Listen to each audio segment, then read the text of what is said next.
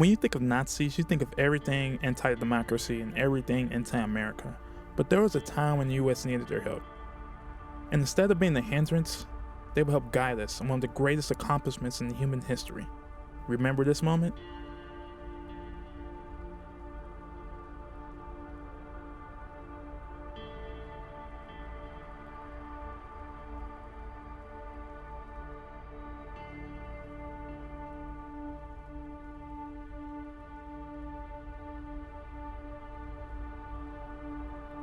Practically everyone does.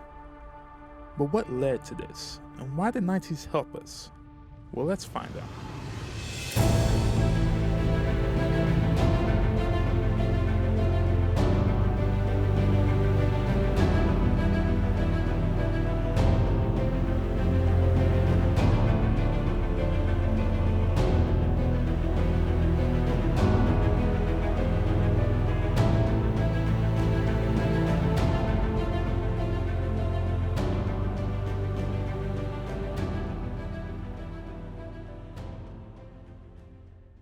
The Nazis was a political extreme party in Germany, led by Adolf Hitler. The party came into power in Germany in 1933 and governed by terroristic methods until 1945. Basically, they wasn't very nice. At all. But here is a little reason why. Hitler wasn't very fond of how World War I ended for Germany after signing a piece of paper called the Treaty of Versailles, written by the French, in which it made it impossible for Germany to renew war with the French, Great Britain, and America after World War I. Years after the Treaty of Versailles, Hitler, with tremendous speaking ability and leadership, on July 14, 1933, his government declared the Nazi Party to be the only political party in Germany. Hitler also took the title of leader in the government.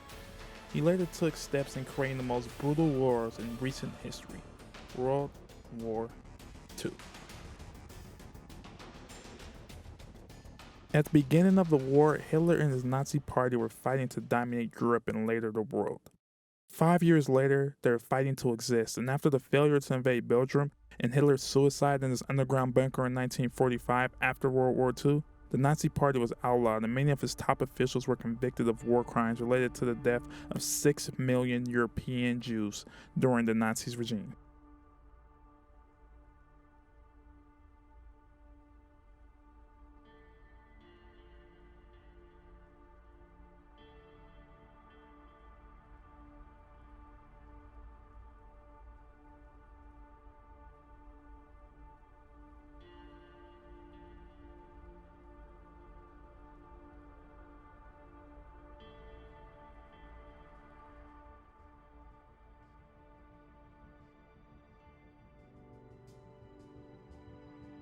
In 1947, 2 years after World War II, the Cold War began with the United States and the Soviet Union.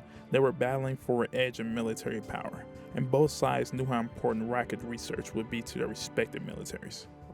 So with the fight for interstellar superiority in 1955, the space race began, and sadly, it didn't start well. Not at all. Not at all.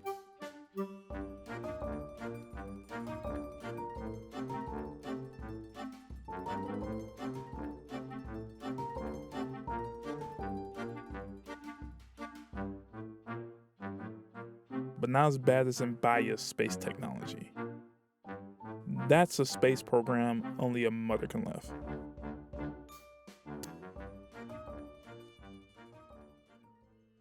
Two years before the Cold War, Operation Paperclip was birthed. What's Operation Paperclip? Well, roughly 1,600 German scientists, engineers, and technicians were brought to the United States to work on America's behalf during the Cold War.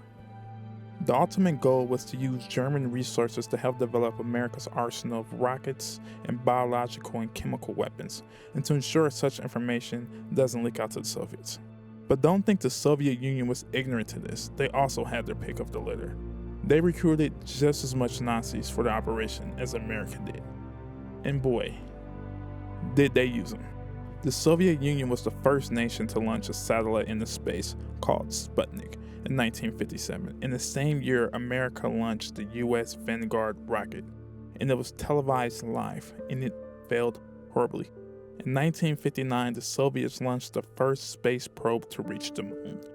and America launched Ranger 1, which failed, and Ranger 2, which failed, and Ranger 3, which failed, and 4 failed, and Ranger 5 was the third attempt by the United States to land a spacecraft on the moon, and guess what? The power ran out. Fail, and Ranger 6, fail, and finally, the first successful Ranger mission was Ranger 7, which impacted on July 31st, 1964. The Soviets began pulling ahead under Korolev's direction, who in 1933 was launching rockets for the Soviets.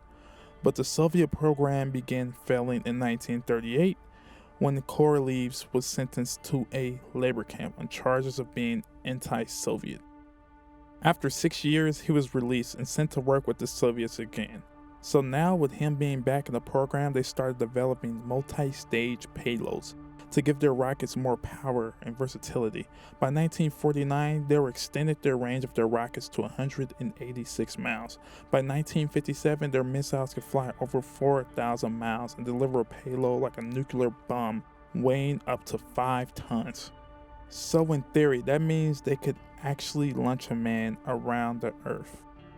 And they did, by successfully launching the first man in space, Yuri Gagarin. For 108 minutes, he circled the Earth for a little more than one orbit in the Soviet Union spacecraft in 1961. These was extraordinary milestones in the space race. The US had a man sent to outer space in the same year the Soviets did, but we all know who hit it first. America was seriously lagging. Meanwhile, Don, a reporter for the New York Times, was quoted saying, "The Soviet Union rockets were considerably more powerful. They were developed with the goal of doing the heavy lifting to carry our nuclear bombs to the United States. Meanwhile, the American scientists were focused on launching lightweight satellites." Even with NASA turning its attention to developing more powerful booster engines like the Titan and the Saturn series, this still wouldn't let America catch up. So let's just say things wasn't looking too good for the United States. But America would quickly gain momentum because of this guy, Wernher Von Braun, and he was crazy. Before he joined Operation Paperclip, he was a colonel in the Nazis. As colonel, prisoners was forced into brutal concentration camps called Dora. Over a whopping 20,000 people died in these concentration camps from beatings, hangings, and horrific working conditions. The average survival time in the paint shop was a month. One prisoner told stories of being viciously bitten on his leg by guard dogs, just to test the effectiveness of new medication. One of his legs was treated. The other leg was left to die and feast and deteriorate. Prisoners of Dora was also forced to turn their backs whenever he came in their view. And if anyone dared question his authority, they would be literally hanging on to their life. But undeniably, the man was a genius, just an outright genius. He was a leading influencer on developing and the creation of rocket technology in Germany under the Nazis regime during the World Wars. NASA was quoted saying, "He was one of the most important rocket developers and champions of space exploration in the 20th century. And under his influence in Adolph, not this Adolph, but this Adolph. Buseman was a brilliant and fellow Nazi and was a pioneer in aerodynamics specialized in supersonic airflow. And with the help of these two, America started gaining traction in the space race. But the death of Korolev from complications stemming from multiple surgeries, leaving the Soviet Union's space program without its leader of 20 years. The Soviets' momentum was halted, and they couldn't find a soul to replace his genius, and the tides of the race eventually changed in the favor of the US. With Ed White becoming the first American to walk in space in 1965, with the Mariner 4 executing the first successful Mars flyby that same year, and Surveyor I performing the first successful US soft landing on the moon in 1966. But tragedies happened. In 1967, both space programs suffered horrific tragedies, with the death of 3 US astronauts in Apollo 1 from smoke and fire from the cabin on the launch pad test. And with the Soviets with the horrific failure of the solar panels that didn't unfold and the parachute failing to open on the descent, causing the death of a Soviet, which was the first in-flight fatality in the history of spaceflight. So both sides battled setbacks, but the US and its Nazi scientists kept pushing forward. In 1967 with the Apollo 7, the first live TV broadcast of humans ever in space, and Apollo 8 being the first manned mission in history to orbit the moon. And with this speech from President John F. Kennedy, I believe that this nation should commit itself to achieving the goal, before this decade is out, of landing a man on the moon and returning him safely to the Earth.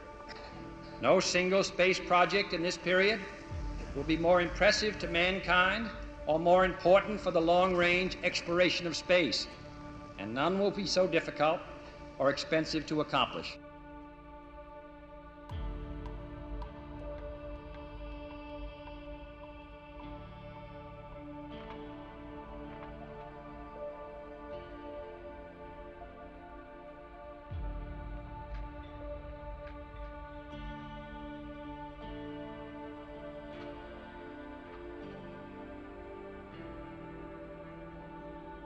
it actually happened. Apollo 11 crew lands on the moon, after his death proving him right about paying Americans on the moon at the end of the decade. So with that, the US won the space race in blazing fashion. But Braun was very important with winning the space race, with the development of the Saturn V, the ship that soared to the moon, and still in 2019, the Saturn V remains the tallest, heaviest, and the most powerful rocket ever brought to operation in history. Apollo program director Sam Phillips was quoted saying that he did not think the United States would have reached the moon as quickly as it did without Braun's help. After later discussing it with colleagues, he adjusted and said this, that he did not believe the United States would have reached the moon without Braun's help. I think it's safe to say, without one of the US biggest rivals in history, the Nazis, the US wouldn't have won the space race. But they did, and they gladly appreciate the men and women that contribute to the space race by awarding them with these medals.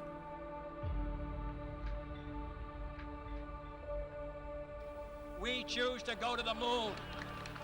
We choose to go to the moon.